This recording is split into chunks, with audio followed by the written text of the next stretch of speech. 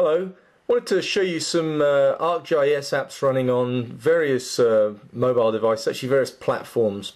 So we've been building, taking actually web applications. We originally wrote an article for ArcUser, the Esri publication for this winter edition, about taking a web-based Flex viewer, ArcGIS viewer, and moving it over to a mobile device. At the time we did it on a playbook, and you're looking at a playbook now, and this is actually the application that came out of the article. So we ported from the web to mobile, and we took some tools over as well. Some of them we actually took from the ArcGIS for Flex Viewer, I think it's called now. But anyway, the supported web viewer from Esri for viewing ArcGIS layers and using various tools. Anyway, we ported over. This is the results of it. I only wanted to show you this briefly. What we've got here is we can change from street to aerial. We've got GPS. We've actually got feature layers here as well. So we've got counties in California. We've got airports as well, which we can do that with. So you can get the attributes dynamically. We added a bunch of tools as well, and there are a whole slew of tools here. The draw tool is one we'll talk about in a moment. We actually took the draw or the annotation tool from the ArcGIS Flex Viewer, that widget, and we ported it over to this. So anyway, this application is called, it's written in Flex, Mobile Flex, so it runs across platforms. We actually built a framework, which I'm going to talk about in a second, using Swizz, which you don't really need to know that much about, but it has allowed us basically to use a framework and build applications across the various platforms. So this is called GeoMobo for ArcGIS. It's a free app. It's in the three main app stores out there: the Apple, the BlackBerry, and the Android. So that's that one. Let me just put that down, and I wanted to pull up. I'm going to need to zoom the camera back a little bit. You can see me in the camera there. How's that? So let's just, if I can get that back a little bit more, maybe I'm going to need to move this back a bit. Okay, so we were interested, hopefully I'm at an angle you can see this. The GeoMobo for ArcGIS actually works against an ArcGIS server. So if you've got ArcGIS server set up in your office, or you're using the cloud, then that hits that server. And it hits the endpoints of that server, so RESTful calls to map server endpoints and the various endpoints that form part of ArcGIS server. We were interested in ArcGIS Online, where you can actually publish your own data, and then we can access that data as a service.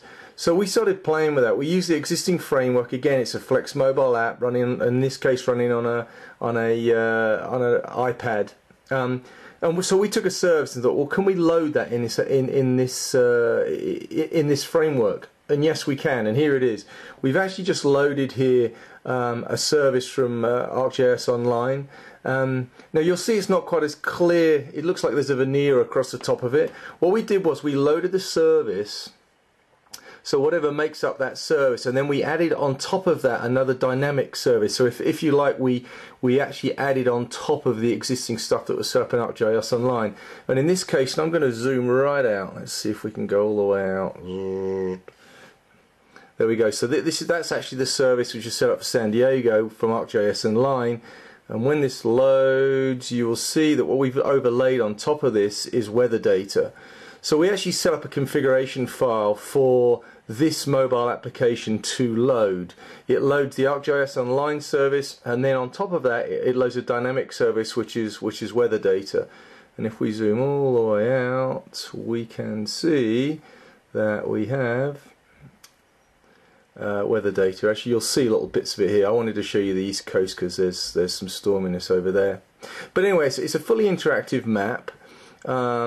Again, the cool thing is that we can leverage not only what's within ArcGIS Online, but we can add on top of that layers that we want. So we could have added those feature layers that we saw in the previous app on the Android phone that I just showed you. We can show you those feature layers. So it could be counties in California, it could be airports, overlaid on top of that. Of that ArcGIS Online layer. So very cool. So we've got lots of flexibility there. Which just was loading a bit quicker. Okay, you should be able to see. Are we seeing weather data here somewhere? It's going to take that layer a minute to load. So performance-wise, you can see it's really quick. Panning and zooming are super quick. So and again, this is built on the same framework that GeoMobile for ArcGIS is. So it's a mobile flex framework which allows us to port the data, or to have one code base that runs across multiple platforms. And there you can see that weather data we added over the top. Okay, good enough. Actually, I should have said the playbook before, because next I'm going to show you the same application running, and there I am again, and the camera, how unprofessional. This here is the same application running on an Android phone.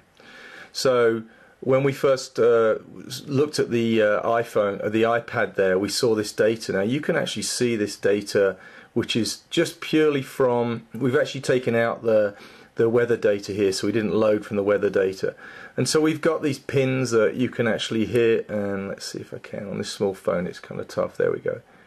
So we've got information there. There's actually imagery as well built into this, so we can, some of these buttons are a bit small. So anyway, all of the pieces that make up that service we've loaded into this, and they're all interactive, so very cool. So one of the other things I wanted to show you was, as an enhancement to the existing service, we've already seen that you can add dynamic data, other layers on top. We saw weather dynamic data loaded, we can add feature layers, etc., in addition to the base that is the ArcGIS Online layer.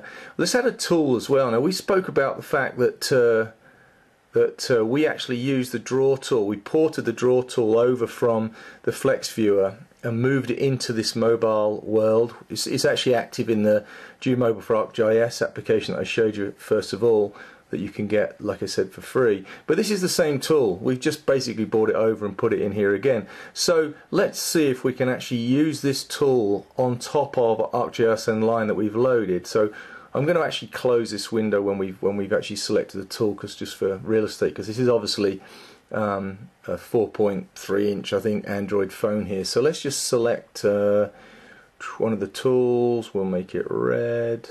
Shall we? The red. Let's just close the window for real estate reasons, and there we go. Let's open it again, just add a piece of text. So there we go. Just takes a second to load. Text is here. Let's just put my text. Done. And then again we'll just close the window and we'll put it there, and there it is, my text. Now we can move these around as well. So there we go. We can move the text around as well. Let's put the text around. Actually, the text will sit underneath. But anyway, you get the idea that we can basically do annotation. Now, the cool thing, and I'll include the video with this video, is you can actually we could actually save this markup or this annotation that we've got put on this mobile device. We could actually email it. We can save it on the phone. Say we haven't got Wi-Fi connectivity, we can save it on the phone. When we reconnect to the internet, we can then email that markup as a text file to somebody who is in the office, who can then pull up ArcGIS, the ArcGIS for Flex Viewer for ArcGIS. Keep getting that one confused in my mouth. People can actually pull up that on the web, and then they can load your markup. So if you're in the field doing work in the field, they can then load your markup. So this is so cool.